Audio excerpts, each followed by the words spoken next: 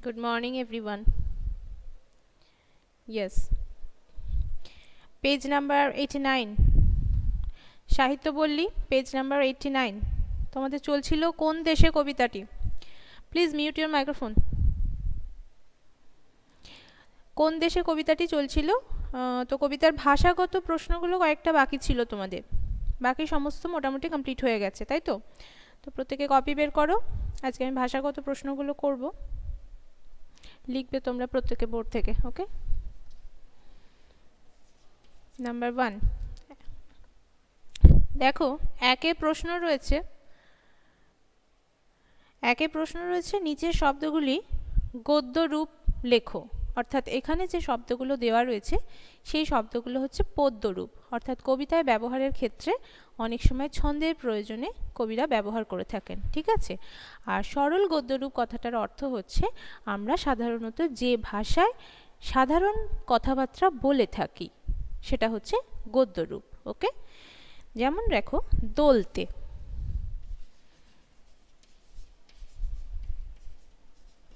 আমি এখানে শুধু উত্তরগুলো লিখছি। ওকে, দোলতে, না বাবু, দোলতে মানে দোলা না, দোলতে মানে পিষ্ট হতে, অর্থাৎ কোনো জিনিস পা দিয়ে পিষ্ট করি আমরা যখন দোলে দিই সেটাকে বলা হচ্ছে। ওকে, তাহলে দোলতে কথাটা আমরা গদ্যরূপ লিখব পিষ্ট হতে। Kindly mute your microphone students. Next, যাচে। যাচে কথাটা তোমরা শব্দার্থ হিসেবে পড়েছিলে প্রার্থনা করে, ভালো বাংলায় সেটা আমরা যাচনা বলতে পারি বা চাওয়া বলবো, সরল গদ্যরূপ হিসেবে আমরা চাওয়া বলবো। ওকে, কোনো কিছু প্রার্থনা করা বা চাওয়া। মরমে, এটা আমরা লিখব মনে, বা মর্মে কথাটাও ব্যবহার করা হয়ে থাকে। মর্মে কথাটাও কিন্তু কবিতার ক্ষেত্রে বেশিরভাগ সময় ব্যবহার করে থাকি। পশি, পশি কথার অর্থ প্রবেশ করে।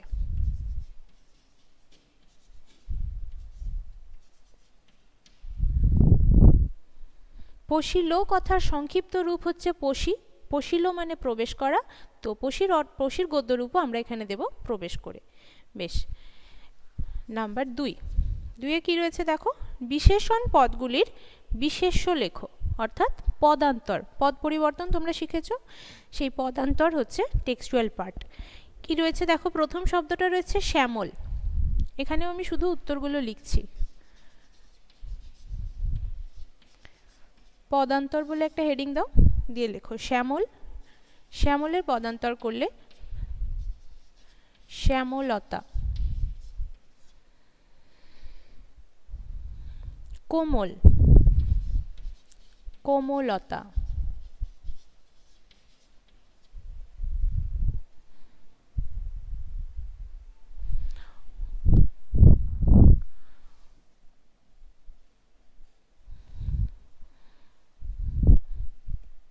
Thank you Shreya. কোমলতা। আকুল, আকুলতা। আর শেষ শব্দটা রয়েছে মধুর, মধুরতা। আচ্ছা, প্রজেক্টের ব্যাপারে জানতে চাইছো দিয়া। দিয়া, আই থিঙ্ক তোমাদের সৌমিত্র স্যার প্রজেক্ট দিয়ে দিয়েছেন, সেই ভিডিওটা ফলো করবে একবার। ওকে, পদান্তর শ্যামল, শ্যামলতা, কোমল, কোমলতা, আকুল, আকুলতা, মধুর, মধুরতা। এই পর্যন্ত প্রত্যেকে কমপ্লিট হয়েছে নিশ্চয়ই। নেক্সট চলে যাব আমরা পরবর্তী প্রশ্নে।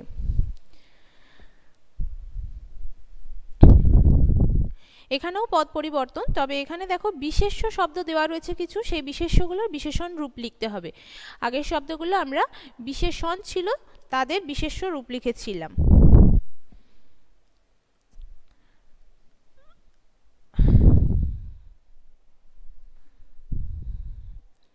সোনা, সোনা কথাটার পদান্তর হবে সোনালী।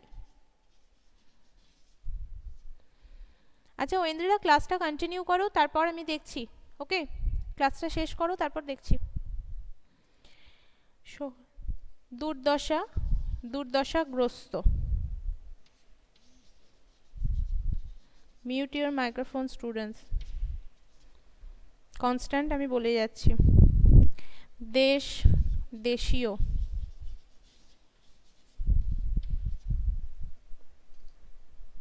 গৌরব, গর্বিত বা গৌরবান্বিত।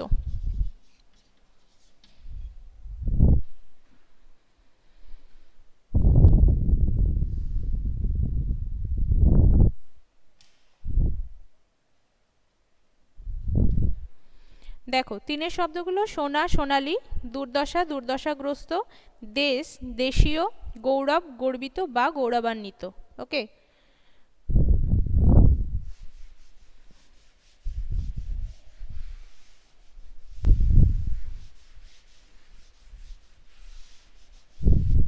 পরে দেখো কিছু ফিল ইন দ্য ব্ল্যাঙ্কস রয়েছে এবং একটা নিচে হেল্প বক্স রয়েছে তোমাদের। আচ্ছা, বলে রাখি হেল্প বক্সের মধ্যে একটা শব্দ কিন্তু দেওয়া নেই। ওকে, প্রথমটার অর্থ নিচের শব্দ বাক্স থেকে শব্দ নিয়ে শব্দগুলির অর্থ লিখতে হবে। তো প্রথম শব্দটা হচ্ছে শ্যামল, তো শ্যামলের অর্থ যেটা হওয়া উচিত সেই শব্দটাই হেল্প বক্সের মধ্যে নেই। তোমরা জানো শ্যামলের অর্থ সবুজ।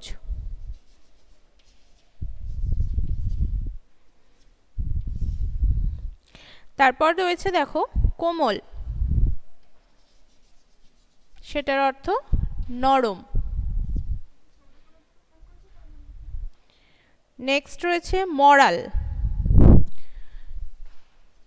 তার অর্থ হাঁস।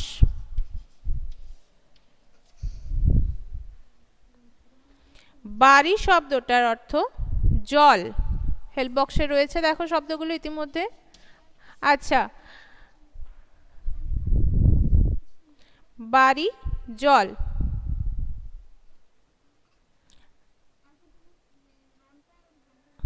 আচ্ছা, মাইক্রোফোনটা মিউট করো, আদারওয়াইজ আমি কিন্তু ক্লাসটা কন্টিনিউ করতে পারবো না, বারবার বলছি আমি।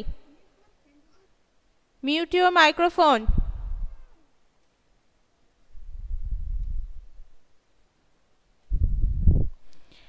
শ্যামল শব্দের অর্থ সবুজ, কোমল নরম, মরাল শব্দের অর্থ হাঁস, বাড়ি শব্দের অর্থ জল। পরবর্তী শব্দ রয়েছে আকুল শব্দের অর্থ ব্যাকুল।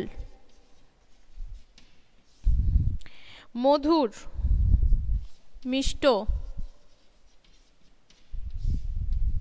নেক্সট দুর্দশা, দুঃখ। and last one গৌরব, গরিমা।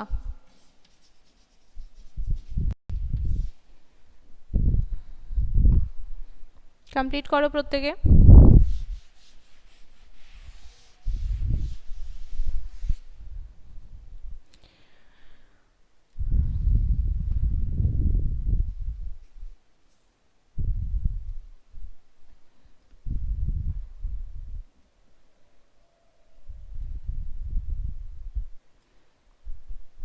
ওকে, আরেকবার বলে দিচ্ছি।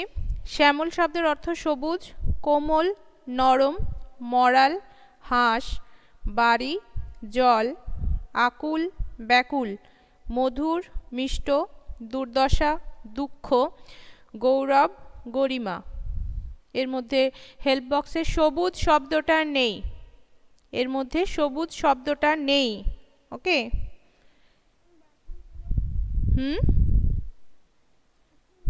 কোনো কিছুর জন্য ভীষণভাবে উদ্গ্রীব হয়ে ওঠা।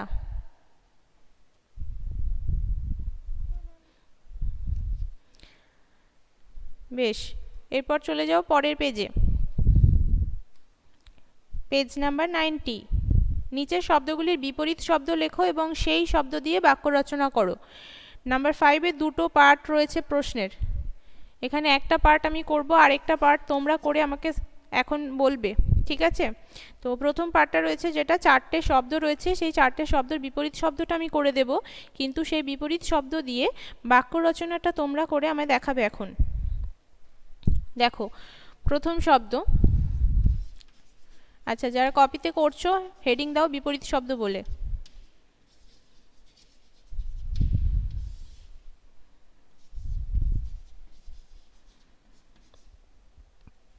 বিপরীত শব্দটাও আশা করি তোমরা পারবে। চলো রেসপন্স করো। দেশ, টাইপ দ্য আনসার। দেশ, ইয়েস, ভেরি গুড।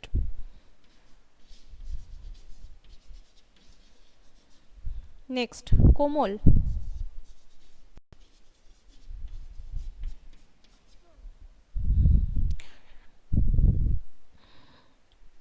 শক্ত নয় চন্দ্রজিৎ, কঠিন। Mute your microphone and don't make so horrible sounds. Next, জল। Mute your microphone Chandrajit. জল, স্থল। মধুর।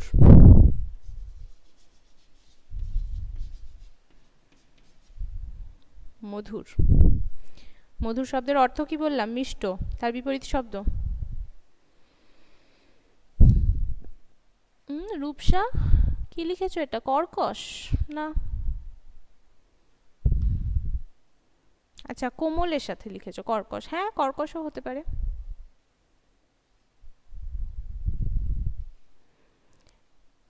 শেষ শব্দ মধুর।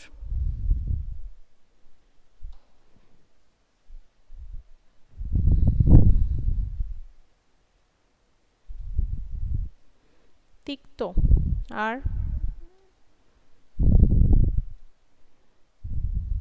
আচ্ছা, মধুরের সাথে অম্লও কিন্তু যেতে পারে। ওকে, অম্ল মধুর কথাটাও ব্যবহৃত হয়, বা তিক্ত, দুটো শব্দই যাবে।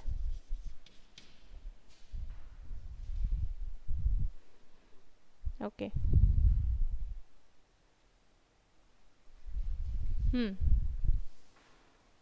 হয়ে গেছে প্রত্যেকের?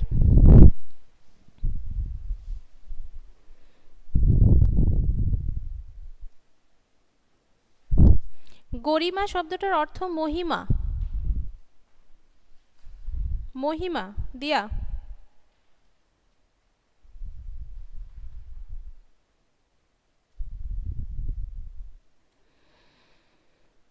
চলো এবার বাক্য রচনাগুলো করো। প্রথম শব্দটা রয়েছে বিদেশ। বিপরীত শব্দটা দিয়ে বাক্য রচনা করতে বলা হয়েছে, মূল শব্দটা নয় কিন্তু। ওকে, বলো।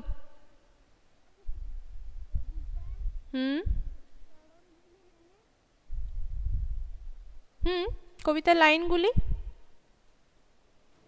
ঠিক আছে।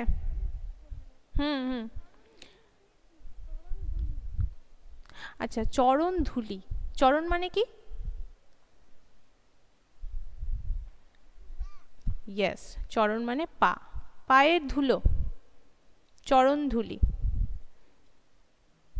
এখানে পূর্বপুরুষদের মাহাত্ম্য অর্থে বোঝাতে চরণ ধুলি কথাটা ব্যবহার করা হয়েছে। সত্যি সত্যি তো পা থেকে ধুলো নেওয়া হচ্ছে না।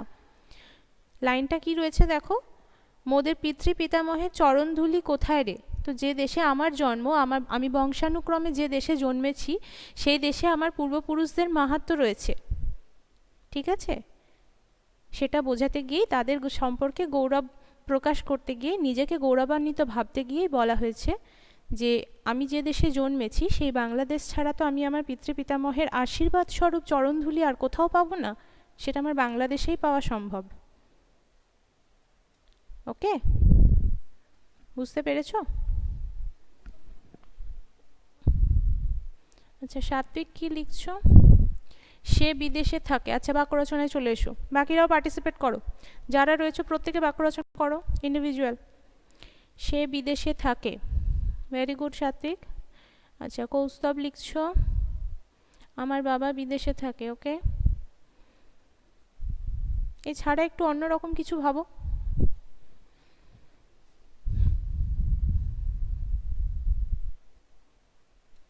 একটু ফাস্ট টাইপ করো। Mute your microphone. Chandrajit, constantly I'm telling you, mute your microphone. Type the answer. Whatever you want to say, please type. Come on, quick, quick.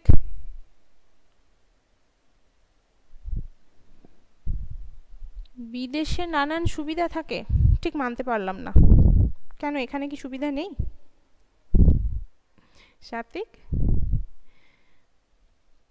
অম্ল মানে টক। দিয়া, অম্ল মানে টক। আমি বিদেশে পড়াশোনা করতে যেতে চাই। ওকে, বেশ, পরবর্তী শব্দে চলে এসো। অনেকেই দিয়েছো বিদেশ নিয়ে বাক্য রচনা। কোমল, কঠিন বা কর্কশ লিখেছো অনেকেই, যার যেটা সুবিধা সেটা দিয়ে বাক্য রচনা করো। 2 নম্বর শব্দটা দিয়ে, পাথর খুব কঠিন। ওকে ওকে শ্রেয়া।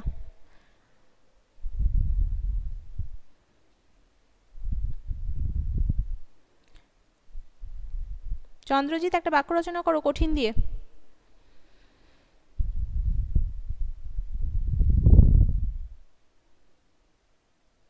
এই কাজটা করা খুব কঠিন। ওকে কৌস্তব।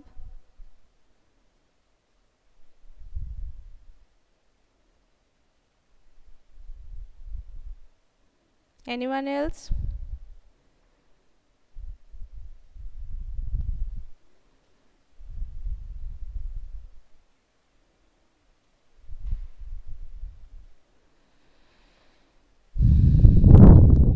একটু তাড়াতাড়ি করো।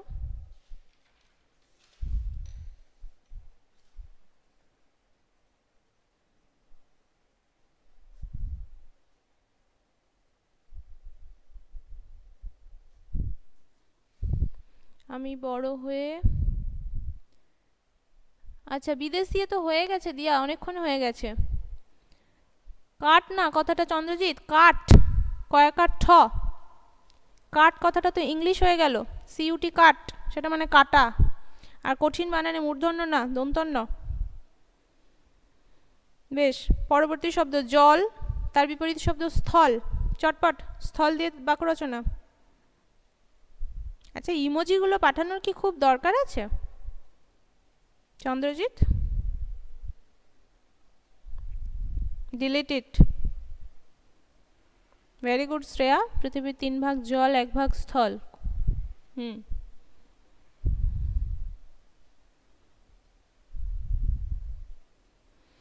আর কেউ স্থল দিয়ে বাক্য রচনা? আর কেউ? আমরা তো স্থলেই থাকি।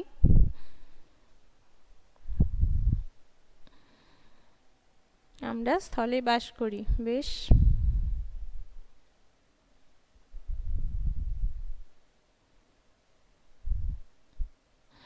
মানুষ স্থলবাসী। শৈরিক আর একটু অন্যরকম কিছু ভাবো।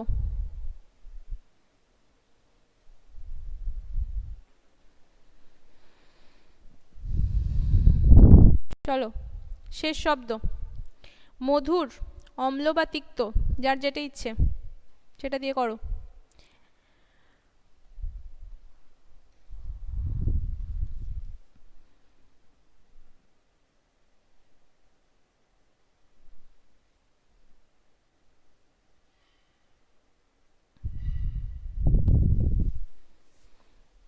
দিয়া রাইট ইউর ফুল নেম।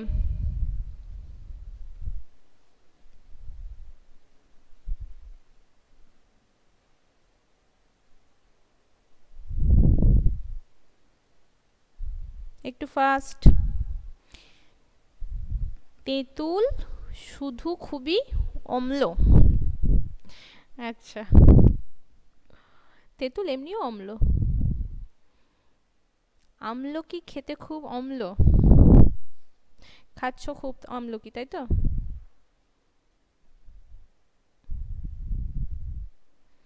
বেশ,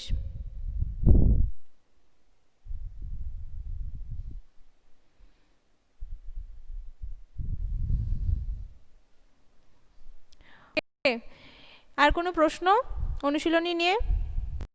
আচ্ছা দিয়ার প্রজেক্টের ব্যাপারটা আমি পরে বলছি। আর কোনো প্রশ্ন এটা নিয়ে? ওকে, সো বাই এভরিওয়ান।